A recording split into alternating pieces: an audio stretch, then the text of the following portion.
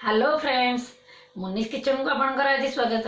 मु आज प्रिपेयर करबा को जाउची कोकोनट बर्फी। मु एटा बहुत कम आइटम रे आपन को बनैबार देखैबी। एटा आपन बनैगिरी भगवान के पाखरे प्रसाद भाबे चढ़ाई परिबे। देखंतु कोकोनट बर्फी देखिबा को केमती देखा जाउची।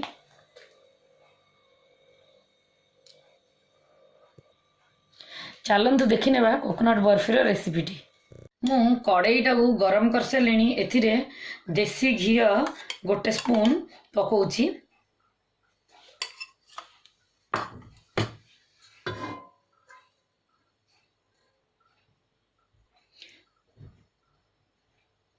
आम एटी को सीम रे ही करबा। एबे कोकोनट बर्फी पई नड़िया कर गोटे कप नहीं जाइछि। मु सेटा आगुरु ग्रेटेड करके रखिछि। ए सब मु घी रे पकई दूची। सीम रे मु 5 मिनिट भाजीबी। आपण एटा लगातार घांटीबे नहले से लागि जीवो। मु एथिरे मिल्क गोटे कप पकई दूची। मु जेति की नड़िया कर पकईथि सेति की मिल्क नउची।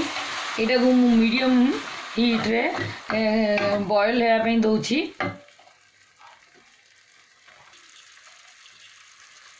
एथिरे मु किछि केसर पकई दूची जथिरे कि यार बढ़िया भलो फ्लेवर आसीबो, कलर भी आसीबो भलो।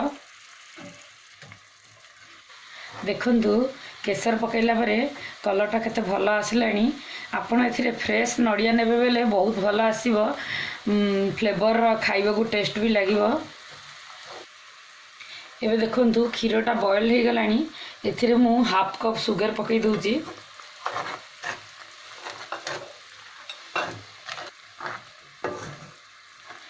देखंतु मिल्कटा एमती बॉयल ही से पूरा कमीबार अच्छी। आपण केबे मिल्क पकईकरी कोकोनट बर्फी करि नथिए एई प्रकार करंतु आपण को बहुत टेस्ट लागिवो खाइबा को।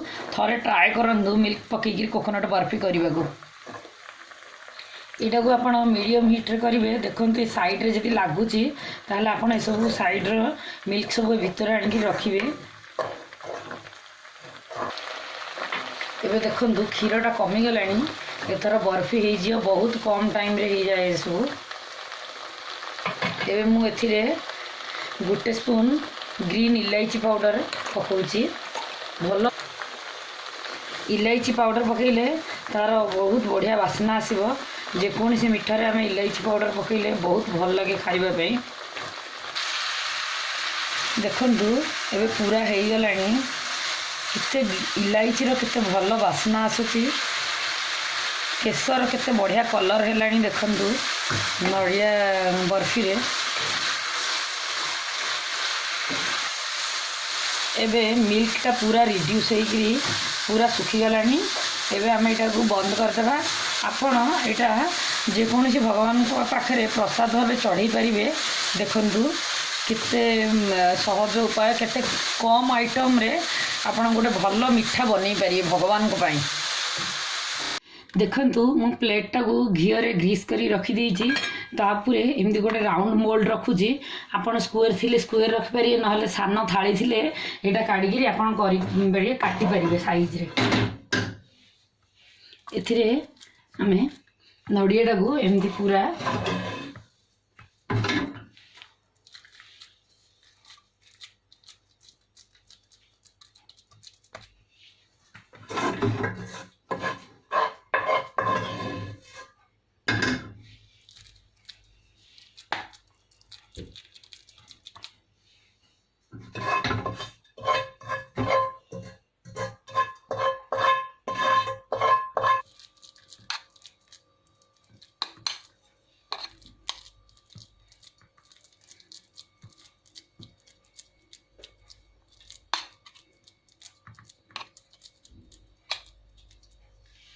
देखंतु केते साइज रे केते सुंदर रे आपण एटा ए जो एथिरे मु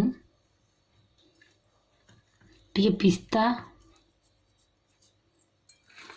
टिके काजू आलमंड सही पूरे गार्निशिंग कर दूची।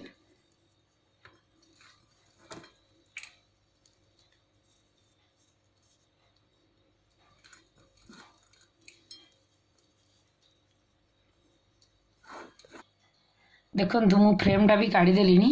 ଏବେ ଆପଣ ଆପଣଙ୍କ ହିସାବରେ କାଟିପାରିବେ। ବର୍ଫିର ଆପଣ ଯେଉଁ ପ୍ରକାର ସେପ୍ ଦେବାକୁ ଚାହିଁବେ ଦେଇପାରିବେ। आशा करुँची मो कोकोनट बर्फी रेसिपीटी आपन को पसंद आसीथिबो। आपण इटा बनैगिरी भगवान को पाखे प्रसाद रे चढ़ातु। आपण कोकोनट बर्फीर लिंक को फ्रेंड्स रिलेटिव सहित शेयर करंतु। मुनीस किचन को सब्सक्राइब करंतु, लाइक करंतु। मु एमती नुआ नुआ वीडियो अपलोड सब बेले करी। एतिकी रे रहूची, आगामी एपिसोड रे पुणी देखा हबो।